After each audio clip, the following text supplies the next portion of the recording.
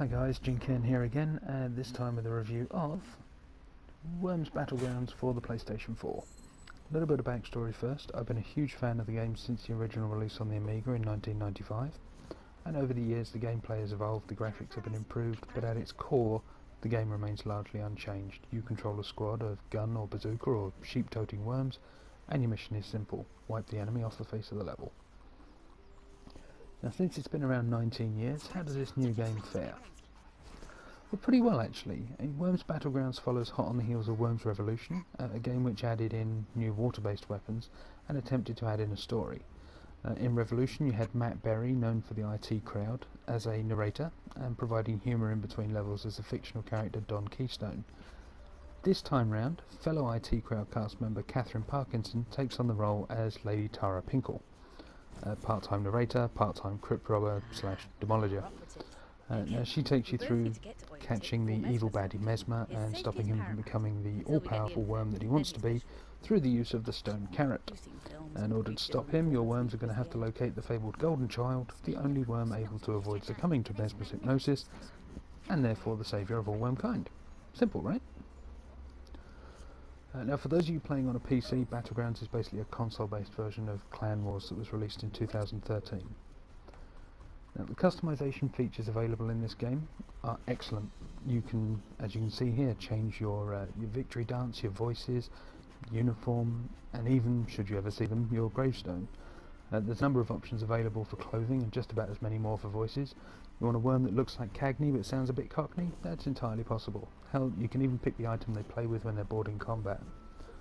Now, while the customization features are great, I must admit I do miss one benefit from owning the original games on the PC, and that was the ability to make your own voice packs. I don't think of the amount of hours I spent in front of my computer tweaking sound files to get just the right voices for each of the variable options and phrases, but it was a fun extension to an already fun game. Now, with regards to the single player, there is the story mode, which I mentioned just now. It's a bit unusual to actually see a decent story mode thrown into this game, but the story branches out across various levels with just as many themes. You've got Vikings, feudal Japan, cavemen, that sort of thing.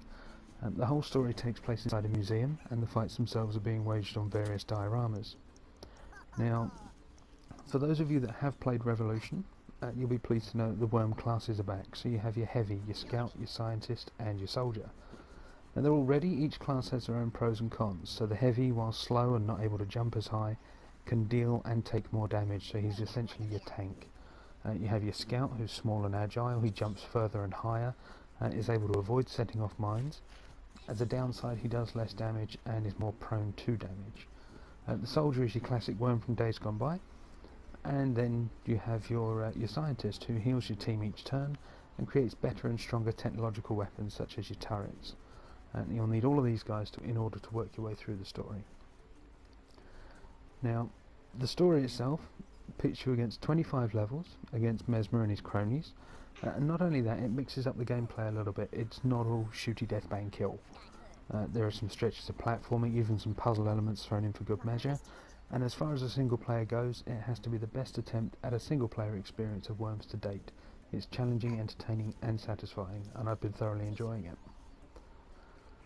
However, for a lot of players though, Worms is all about the multiplayer. And this again works as expected. There are various options to choose from, including your round time, your move time, etc. And it's onto the game proper. You have the choice between your standard deathmatch or a fort game, and as always the rule is kill or be killed.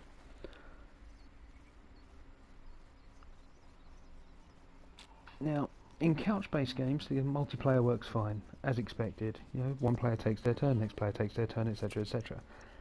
In the online games, though, it can be a little bit of a lesson in patience, since it can take up to a maximum of around 30 seconds before the next player gets their turn. I would assume this is while all the damage information, etc., is sent out across all players, but this pause can really break the flow of the game, which is a shame because otherwise the experience itself is so nicely polished. Now, you will see it in this clip actually. Every time somebody makes a move, just afterwards there's a series of dots that sort of scan across the top of the screen. It really does take away from the game itself, and it can get quite irritating, especially if you've got somebody on your game that's really lagging. But to aid you in your online dominance, there's new weapons, so you have some returning from older games, and then you have new weapons like the Mega Mortar, the Winged Monkey, the Bovine Blitz, which is a particularly beefy airstrike, and the Whoopsie Cushion, which works like a bouncing skunk. Now to add all of this in, you also now have a level creator, so you can now build the right kind of landscapes for all your rampages. And it's fairly comprehensive, and it's also fairly intuitive. While it's not the same level as, say, someone using Photoshop to create their terrains on a PC, it's a welcome addition to an already full game, and adds just one more level of customization for those players out there who really miss things like the old Fly Shopper levels. So overall, this game is a great addition to an already fun-filled series. While some may be put off by the slightly steep digital price, believe me when I say it is a game that will keep you coming back for more. I'll give it 4 out of 5. Thanks for watching.